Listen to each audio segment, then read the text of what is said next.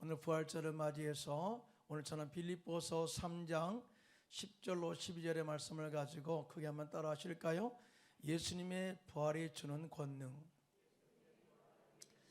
예수님의 부활이 주는 권능이라는 제목으로 은혜의 말씀을 나누고자 합니다. 예수님께서는 사망 권세를 이기시고 부활하셨습니다. 이런 놀라운 역사죠.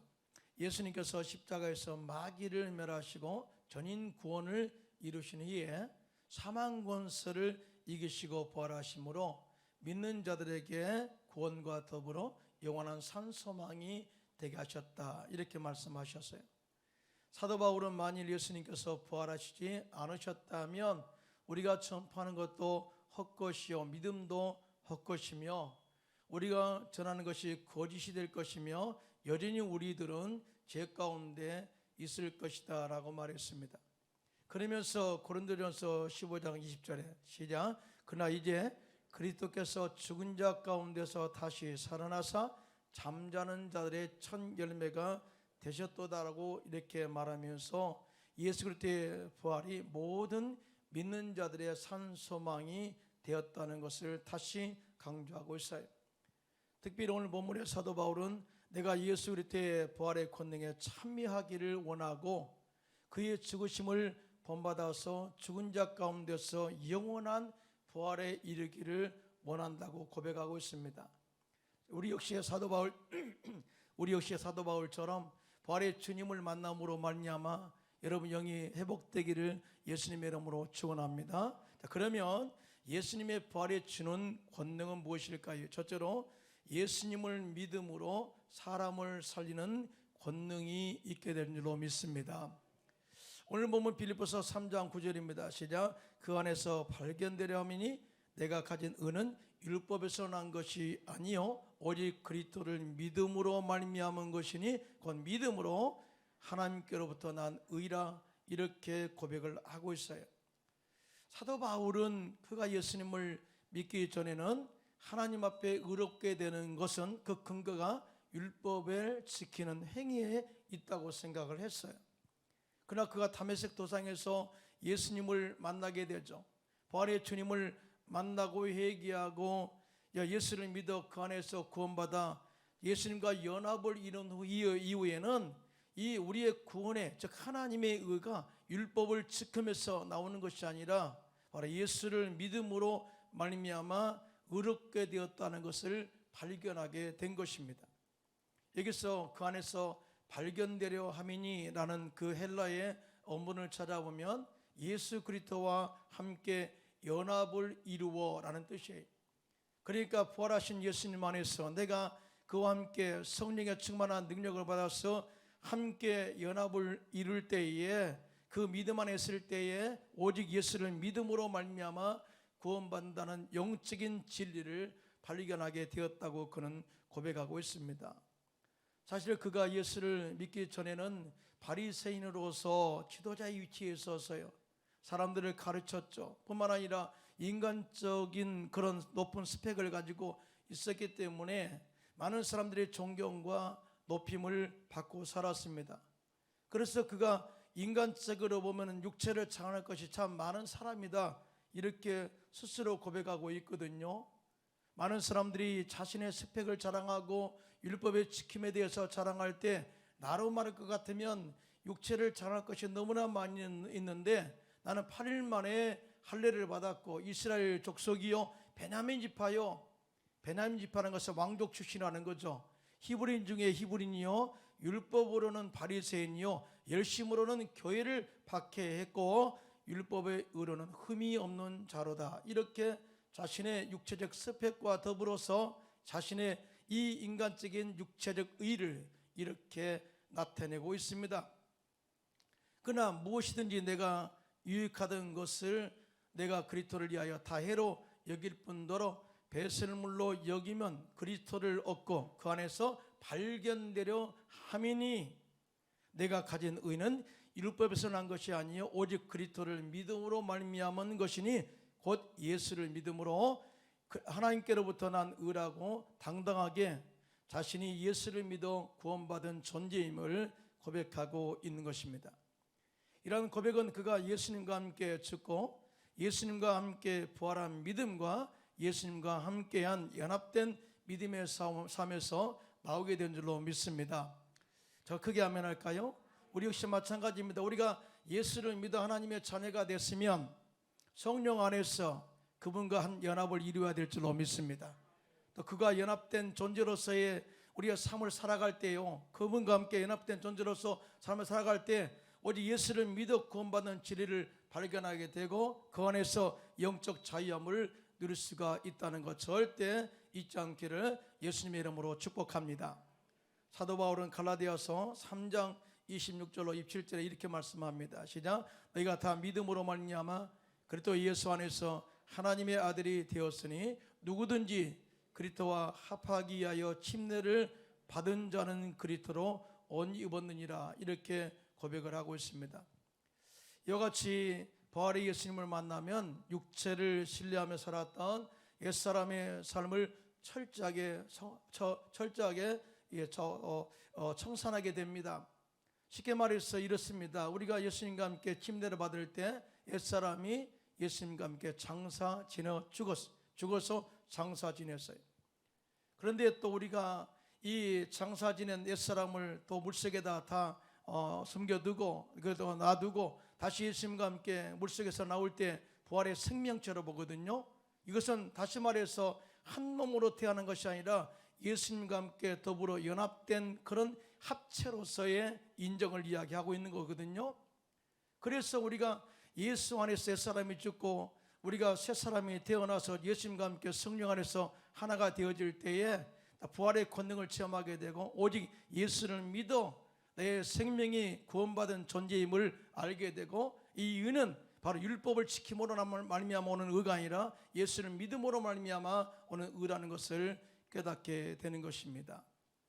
우리가 부활하신 예수님을 만나서 그 안에 거할 때 그 안에서 두 가지의 사건을 발견하게 되는데, 이 두 가지의 사건이 우리 인생의 운명을 결정짓는 사건임을 알 수가 있어요. 첫째 사건은 인류 조상 아담과 하와가 하나님의 말씀을 거역하여 선악과를 따먹음으로 범죄하고 타락한 사건이죠. 이 엄청난 타락의 사건, 범죄 사건으로 인하여 인간은 영이 죽어버렸고 저주 가운데 살게 되었고 또 육체적 죽음과 영의 죽음을 우리가 맞이하게 된 거예요. 그리고 철저하게 하나님께 버림받는 존재가 되어버렸습니다. 결국 에덴 동산에서 쫓겨났지 않습니까? 그런데 두 번째 사건은 마지막 아담인 예수님께서 이 땅에 오셔서 십자가에서 마귀를 멸하시고 죽으셨다가 장사 지낸 지 3일 만에 사망 권세를 이기시고 부활한 사건입니다. 이 사건은 엄청난 우리에게 능력을 주었죠. 죽은 영혼을 살리셨고요. 믿으시면 하면 저주에서 우리를 끊으시고 아브라함의 복을 주셨습니다. 모든 질병을 치료하셨고요. 더 중요한 것은 하나님과 우리 사이에 막힌 담을 허시고 하나님과 화목하게 하는 은혜를 허락하셨습니다. 자, 첫 번째 사건은 인류에게 죄와 죽음과 절망을 가져왔지만 두 번째 사건은 인류에게 죄의 삶과 생명과 영원한 희망을 가져오게 된 줄로 믿습니다. 그러므로 예수님의 부활은 우리에게 영원한 기쁨이 되고요, 영원한 소망이 되는 것이고요, 영원한 축복이 되는 줄로 믿습니다. 이에 대해서 사도 바울은 고린도전서 15장 21절로 22절에 이렇게 고백하고 있습니다. 시작. 사망이 한 사람으로 말미암았으니 죽은 자의 부활도 한 사람으로 말미암는도다. 아담 안에서 모든 사람이 죽은 것 같이 그리스도 안에서 모든 사람이 삶을 얻으리라, 이렇게 말씀을 하고 있어요. 그러므로 우리는 부활의 주님을 만남으로 말미암아서 그 안에 생명을 다시 한번 회복하고 소망을 회복하고 정말 주님과 함께 연합함으로 말미암아서 영원한 부활의 생명을 보존하고 또 소망하며 나가는 저와 여러분들 되시기를 예수님의 이름으로 축원합니다. 그러나 세상 사람들은 이렇게 부활의 생명이 우리 가운데 주어졌어도 그것을 깨닫지 못해요. 알지 못합니다. 그 영생의 능력도 알지 못합니다. 왜냐하면 영적으로 죽어있기 때문에 그래요. 인도의 영성신학자 앤서니 드 멜로는 대부분의 사람들은 잠든 채 태어나서 잠든 채 살며 잠속에서 혼인하고 잠속에서 자녀를 낳고 깨어본 적이라고는 한 번도 없이 잠속에서 죽는다, 이렇게 말을 했어요. 여기서 말하는 잠이라는 것은 생리적인 수면이 아니라 영적 차원에서의 잠을 말하는 것으로서 영적으로 죽은 상태를 의미하는 것입니다. 다시 말하면 예수를 믿지 않는 세상 사람들은 정말 태어날 때부터 영적으로 죽은 상태에서 태어나고 영적으로 죽은 상태에서 살고 영적으로 죽은 상태에서 결혼하고 자녀를 낳고 살다가 죽어서는 영원히 불타는 지옥으로 떨어지는 그런 존재가 바로 이 죽어있는 존재, 잠들어 있는 존재라는 것이죠. 그런데요, 이런 상황에서도 적어도 이 조금 구원에 대해서 안다고 하는 사람들은요, 이 죽음에서의 구원을 위하여 스스로 종교를 만들기도 하지 않습니까? 그런데 이 종교가 사람을 구원할 수 없어요. 또 뿐만 아니라 어떤 사람은 선한 행동을 통해서 받을 수 있다고 하지만 선한 행동이 없이 구원받지 못합니다. 어떤 사람들은 자신을 학대함으로 말미암아서 자신이 승화될 수 있다고 하는데요, 역시 이 고행으로도 이 구원을 이룰 수 없습니다. 오직 십자가에서 우리의 죄와 허물을 위해서 고통당하시고 죽으신 예수님, 마귀를 멸하시고 십자가로 영원한 승리를 이루신 예수님, 그리고 죽으셨다가 3일 만에 사망 것을 이기시고 영원히 우리에게 생명의 첫 열매가 되신 예수님, 그 예수님을 믿음으로 구원을 받게 된 줄로 믿습니다. 오직 예수는 믿음으로 내가 곧 길이요 진리요 생명이라고 했습니다. 나로 말미암지 않고는 아버지께로 갈 자가 없다고 말씀하셨어요. 천하 인간에게 구원을 얻을 만한 다른 이름을 주신 일이 없다고 말씀하셨습니다. 에베소 2장 8절입니다. 시작. 너희는 그 은혜에 의하여 믿음으로 말미암아 구원을 받았으니 이것은 너에게서 난 것이 아니요 하나님의 선물이라, 이렇게 말씀하셨어요. 그런데 예수님의 부활의 권능을 알기 위해서는 우리가 성령으로 충만한 능력을 받아야 함을 말씀을 하고 있는데요, 여러분, 예수님의 제자들이 예수님을 배반하고 떠났어요. 근데 예수님께서 부활하신 이후에 먼저 제자들을 만나실 때 아주 중요한 메시지를 선포하셨는데요, 너에게 평강이 있을지어다 말씀하신 다음에 숨을 내쉬면서 말하실 때 성령을 받으라. 아주 중요한 메시지죠. 뭔가 아주 중요한 이야기할 때 숨을 다시 한번 몰아쉬면서 내쉬는 그 말씀이 성령을 받으라. 이에 대해서 요한복음 20장 22절 이렇게 말씀합니다. 시작. 이 말씀을 하시고 그들을 향해 숨을 내쉬며 이르시되 성령을 받으라. 성령을 받으라. 성령을 받아야 죽은 영이 살아나게 되고 십자가의 도를 깨닫게 된다는 것을 아셨기 때문에 성령을 받으라. 또 뿐만 아니라 성령의 능력을 받아야 예수를 때의 죽으심과 부활하심을 당당하게 증언할 수 있다는 것을 알았기 때문에 성령을 받으라, 이 말씀을 한 거예요.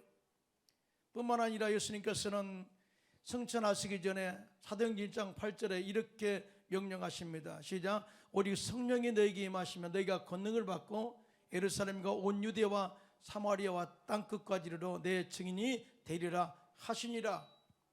이 엄청난 지상 명령의 이름을 이어서 성령을 받으라, 권능을 받으라, 다이나마이트, 도나미스 권능을 이로부터 받아라.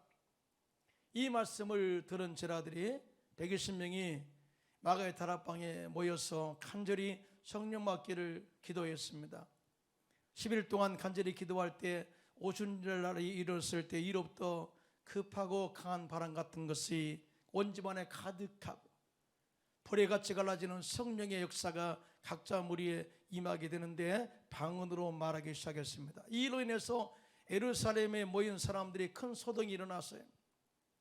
그때 성령에 충만한 베드로가 일어나 말하기를, 바로 이 말씀은 요일서의 말씀한 대로 우리에게 보여주시는 성령의 역사, 약속하신 것이 우리 가운데 내려온 것이다. 성령의 충만한 능력을 받고 나니까 예수 그리스도의 십자가의 못 박으심과 부활하심의 능력을 깨닫게 되었어요. 그래서 이렇게 선포합니다. 너희들이 메시아를 죽였다. 하나님께서 약속하셔서 오신 메시아를 죽였다. 구원자를 죽였다. 네가 십자가에 못 박아 죽였지만은 그러나 이 예수를 하나님이 살리셨다. 할렐루야. 하나님이 살리셨다. 다 이것에 대해서, 이 일에 대해서 우리가 증인이다. 이렇게 선포합니다. 성령으로 충만한 이 메시지를 들은 이 예루살렘 주민들이 감동됩니다. 그리고 자신들의 죄를 알게 되고 회개해서 그날의 예수를 구주로 영접하여 구원받은 수가 3,000명이나 되었다고 증언을 하고 있습니다. 그리고 그 후에 사도행전 4장 33절로 35절에 시작, 사도들이 큰 권능으로 주 예수의 부활을 증언하니 무리가 큰 애를 받고 그 중에 가난한 사람이 없으니 이는 밭과 집 있는 자는 팔아 그 판 것의 값을 가져다가 사도들의 발 앞에 두매 그들의 각 사람이 필요를 따라 나누어 줌이라 이렇게 증언을 하고 있습니다. 그러니까 성령 충만한 사도들이 전한 것은 예수 그리스도의 죽으심과 부활하심, 그리고 박해 가운데서도 그들이 절대로 뒤로 물러서지 않고 강력하게 전파한 것이 예수 그리스도의 부활을 증언하니라는 이 단어. 그러므로 우리 역시 부활의 주님을 만남으로 말미암아서 우리가 잃어버렸던 영성을 회복하시기를 축원합니다. 십자가 진리를 다시 한번 깨닫기를 축원합니다. 그리고 이 받은 은혜를 보답하기 위해서 열심으로 하나님을 섬기고 또 교회를 섬기고 더 나아가 예수 그리스도의 십자가 도를 전하여서 많은 영혼들을 주께로 인도하는 데 쓰임받는 저와 여러분 되시기를 예수님의 이름으로 축원합니다. 둘째로 예수님의 부활의 권능은 고난의 삶을 산소망의 삶으로 바꾸는 권능이 있는 줄로 믿습니다. 오늘 본문 빌립보서 3장 10절로 11절입니다. 시작, 내가 그리스도와 그 부활의 권능과 그 고난의 참여함을 알고자 하여 그의 죽으심을 본받아 어떻게 해서든지 죽은 자 가운데서 부활에 이르려 하노니라고 고백을 하고 있습니다. 이 말씀에서 사도 바울은 부활하신 예수님과의 연합된 삶에서 더 알기를 원하는 것이 있는데, 그것은 바로 예수님의 부활의 권능이 자신의 현재적 고난의 삶에서 미치는 영향, 그 능력을 더 알고자 합니다라고 이렇게 고백을 하고 있거든요. 보통 사람들이 예수 그리스도의 부활을 믿는다, 그리고 그 부활의 권능에 참여한다고 말할 때 먼저는 예수 그리스도의 역사적인 부활 사건을 생각하고 믿는다고 이야기할 것입니다. 물론 맞는 말이에요. 더 나아가 그리스도인들이 죽음 이후에 경험하게 될 육체적 부활을 생각하면서 그걸 믿고 말할 것입니다. 역시 우리 또한 예수 믿어서 장차 부활의 영광으로 다시 한번 우리의 육체가 부활될 줄로 믿습니다. 이게 굉장히 중요한 거예요. 예수 그리스도의 부활은 사실이고요, 장차 우리가 죽어서 천국에서 천국에서 부활된 사건은 실제 있을 사건이. 그러나 사도 바울은 물론 이것은 믿어요. 하지만 사도 바울은 예수 그리스도의 부활이 성도들의 현재적 삶에서 역사하는 이 예수 그리스도의 부활의 능력을 또 생각한 거예요. 지금의 예수 그리스도, 지금의 부활의 능력으로 역사하실 예수 그리스도를 그렇게 바라보면서 나 그분을 더 부활의 능력을 더 알기를 원한다라고 그렇게 고백하고 있는 거예요. 특별히 현재의 고난과 죽음의 절망 가운데서 부활의 능력을 경험함으로 말미암아서 절망이 희망이 되고 죽음에서 다시 생명으로 부활되는 그 영광스러운 역사를 지금 경험하기를 원한다, 지금 이 능력을 알기를 원한다라고 사도 바울은 고백하고 있는 것입니다. 로마서 6장 4절입니다. 시작, 그러므로 우리가 주의 죽으심과 합하여 침례를 받음으로 그와 함께 장사되었나니 이는 아버지의 영광으로 말미암아 그리스도를 죽은 자 가운데서 살리심과 같이 우리로 또한 새 생명 가운데서 행하게 하려 함이라, 이렇게 고백을 했어요.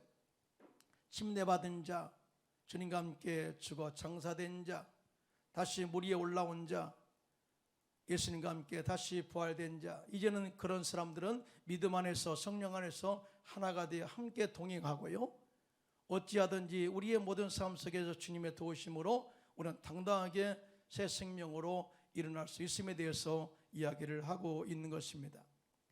여러분, 예수님의 사역도요, 항상 그 치유 역사가 장차 있을 것이다, 그렇게 말씀하지 않고 지금 네가 믿으면 구원받고 내 고백대로 내 믿음대로 치료가 일어날지어다 그랬습니다. 병든 자 지금 치료하셨어요. 병든 자 지금 치료하셨고요. 갇힌 자 포로된 자 지금 자유케 해주셨습니다. 지금이 바로 은혜 받을 만할 때요. 지금이 바로 구원의 날이다. 지금 이 부활의 주님이 지금 우리 가운데 함께한 줄로 믿습니다. 예수님께서 한 번은 나사로가 죽어 무덤에 있다는 소식을 듣고 죽은 나사로를 살리려고 베다니에 가셨어요. 그때 나사로의 누이 마르다가 늦게 오신 예수님께 실망하여 말하기를 주님께서 여기에 계셨더라면 내 오라버지가 죽지 아니었을 것입니다. 이렇게 말하자 예수님께서 이르시기를 내 오라비가 다시 살아나리라. 근데 그때 당시에 마리아의 반응을 보세요. 요한복음 11장 24절로 26절입니다. 시작. 마르다가 이르되 마지막 날 부활 때에는 다시 살아날 줄을 내가 아나이다. 예수께서 이르시되 나는 부활이요 생명이니 나를 믿는 자는 죽어도 살겠고 무릇 살아서 나를 믿는 자는 영원히 죽지 아니하리니 이것을 네가 믿느냐? 너는 그래. 정말 이 말씀이 주는 의미는 뭐예요? 보통 보편적 부활의 생각, 즉 사람들이 생각하는 보편적 부활의 생각과 예수님의 생각하는 부활의 관점은 완전히 다르다는 거예요. 보통 사람들은 장차 있을 부활을 내가 믿습니다. 당연히 믿죠. 그러나 여기 예수님께서는 지금 네가 이 믿으면 부활의 영광을 보리라 그랬어요. 네가 지금 믿으면, 지금 일어날 것을 믿으면 부활의 영광을 보리라. 이걸 이야기하는 거예요. 그러니까 마르다는 장차 있을 그런 구원과 부활의 관심을 가졌다면 예수님께서는 지금 네가 믿으면 그 부활의 권능과 영광이 나타날 것이고 그 권능과 영광을 네가 지금 보게 될 것이다 라고 말씀한 것입니다. 그리고 예수님께서는 죽은 지 나흘이 되어 냄새가 진동하는 나사로의 무덤 앞에 서서 돌을 옮겨 놓으라 명령하신 후에 하늘을 우러러 감사 기도를 드리셔요. 요한복음 11장 42절로 44절입니다. 시작. 항상 내 말을 들으시는 줄을 내가 알았나이다. 그러나 이 말씀하옵는 것은 둘러선 무리를 위함이니 곧 아버지께서 나를 보내신 것을 그들로 믿게 하려 함이니이다. 이 말씀을 하시고 큰 소리로 나사로야 나오라 부르시니 죽은 자가 수족을 배로 동인처로 나오는데 그 얼굴은 수건에 쌓였더라. 예수께서 이르시되 포로 놓아 다니게 하라 하시니라. 여러분, 이 말씀 속에서 이 예수님의 이 선포 속에서 중요한 영적인 원리를 발견하게 되죠. 예수님께서 죽은 나사로를 살리는 것은 당신의 영광을 위해서도 그렇게 일을 행하시지만은 그 이유가 정확하게 나옵니다. 기도 가운데 하나님 이렇게 하는 것은, 아버지 이렇게 하는 것은 둘러싼 무리들을 위한 것임을 말씀해요. 다시 말하면 하나님이 나를 이곳에 보내셔서 구원자로 보내심을 알고 믿게 하옵소서. 또 그 예수님은 지금과 고난과 슬픔 당한 사람들의 현장에 지금 오셔서 부활의 권능으로 산 소망이 되게 하고 영원한 생명으로 축복하신다는 사실을 알게 하여 주옵소서. 나는 이 메시지예요. 그러니까 지금 주님이 우리와 함께 하시고 지금 역사하시는 그 주님을 우리가 믿고 행하는 것이 더 중요하다. 부활의 권능을 이야기할 때 이걸 빼놓고서는 이야기할 수가 없다라는 것을 말씀을 하고 있는 것입니다. 그러므로 지금 부활의 주님이 지금 우리 삶 현장에 와 계시고요, 여러분 사업장에 와 계시고요, 가정에 와 계시고요, 우리가 슬픔 당한 사람들에게 오셔서 기쁨이 되게 하시고 병든 자 치료하시고 죽을 고비를 넘긴 자들을 주께서 다시 부활의 새 생명으로 살아나게 역사할 줄로 믿습니다. 이걸 네가 믿느냐? 믿으면 하나님의 영광을 보리라 그랬어요. 예수님의 두 제자는 예수님의 부활 소식을 듣고도 믿지 못하고 실망하며 슬픈 기색을 하면서 엠마오로 내려가고 있었습니다. 그때 부활하신 예수님이 그들과 함께 동행하시고 함께 대화를 나누시면서 가고 있었지만 그들은 예수님을 알아보지 못했습니다. 슬픈 기색을 하고 있는 그 제자들에게 예수님께서 물으셔요. 왜 그리 슬픈 얼굴을 하고 있느냐? 이렇게 질문할 때 누가복음 24장 21절 23절 시작. 우리는 이 사람이 이스라엘을 속량할 자라고 바랐노라. 이뿐 아니라 이 일이 일어난 지가 사흘째요. 또한 우리 중에 어떤 여자들이 우리로 놀라게 하였으니 이는 그들이 새벽에 무덤에 갔다가 그의 시체는 보지 못하고 와서 그가 살아나셨다 하는 천사들의 나타남을 보았다 함이라. 이렇게 그 제자들이 고백을 해요. 여러분, 이 말의 의미는 무엇입니까? 그들이 말하기를 우리가 예수에 대한 기대가 있었다는 거예요. 예수는 우리 민족을 로마의 압제에서 구원할 자로 믿었다는 거예요. 이분이 지도자가 되어서 우리를 이끌 자로 그렇게 바라고 따랐다는 거예요. 그런데 자신들의 생각대로 그렇게 안 되었기 때문에 자신의 기대가 무너졌다. 모든 것이 끝났다. 그래서 더 이상 예루살렘에 머물 이유가 없었기 때문에 더 이상 예루살렘에서는 소망과 희망이 없었기 때문에 지금 우리는 절망하면서 슬퍼하면서 우리의 갈 곳으로 가고 있습니다라는 그들의 마음의 표현이었습니다. 이렇게 자신의 주관대로 신앙생활하면 환경 때문에 실망할 수밖에 없는 것이죠. 밤이 되어 예수님께서 그들과 함께 마을에 들어가셔서 그들과 함께 음식을 잡수실 때 예수님이 떡을 가지사 축사하시고 떼어 그들에게 주셨습니다. 마치 최후의 만찬에서 떡을 떼어 이르시되 이것은 내 몸이니 내 피니 하면서 주시는 그런 모습을 재현하신 것 같아요. 그런데 그 순간 그들의 영의 눈이 밝아져서 그분이 예수님인 것을 알아보게 되는데 그 순간 예수님은 사라져 버리셨어요. 그들은 즉시로 일어나 예루살렘에 올라가 11 제자들과 합류해서 예수님의 부활을 증거하는 증인으로 쓰임받게 된 것을 보게 됩니다. 이와 같이 부활하신 예수님을 만나 그 안에서 예수님과 연합된 믿음을 회복하면 절망이 변하여 희망이 된 줄로 믿습니다. 잃어버렸던 사명을 회복하는 역사가 임하게 될 줄로 믿습니다. 사도 바울도 오늘 본문에 뭐래요? 내가 예수께 붙잡힌 바 된 그것을 잡으려고 달려간다고 그렇게 고백하고 있지 않습니까? 가난한 꽃장수 할머니 한 분이 몇 송이의 꽃을 들고 행인이나 차에 탄 사람들에게 꽃을 사라고 외치고 있었습니다. 그 과정에서도 조금도 구김살이 없이 밝은 표정의 이 할머니를 유심히 바라보던 한 젊은이가 물었습니다.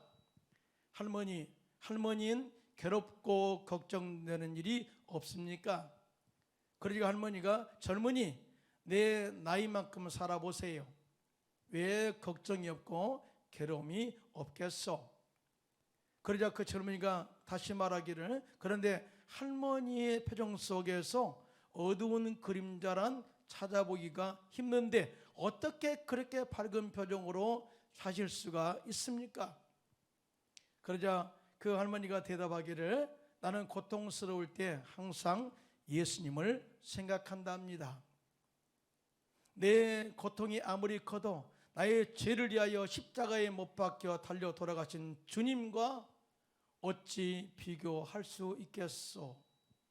그리고 고난당하신 주님이 삶 안에 부활했답니다. 그래서 나도 견디기 어려울 만큼 괴로울 땐 주님과 같이 3일만 참고 인내하자 하고 자신에게 용기를 주고 소망을 가지고 있었더니 그의 그렇게 행복한 삶이 그렇게 되더라라는 고백이었어요. 그렇습니다. 인생을 살다 보면 우리의 힘으로 어찌할 수 없는 절망적 환경과 고난의 때를 만날 수도 있습니다. 요즘같이 코로나로 인해서 얼마나 많은 어려움을 겪고 있습니까? 이럴 때 우리 모두 부활의 주님을 만남으로 죽었던 영이 회복되고 소망이 넘쳐나고 성령으로 충만해서 잃어버렸던 사명을 회복하시기를 예수님의 이름으로 축원합니다. 그리고 말씀하신 것처럼 때를 얻든지 못 얻든지 사망 권세를 이기시고 부활하신 예수님을 전파하여 많은 영혼들을 살려내는 축복의 통로가 되시기를 예수님의 이름으로 축원합니다.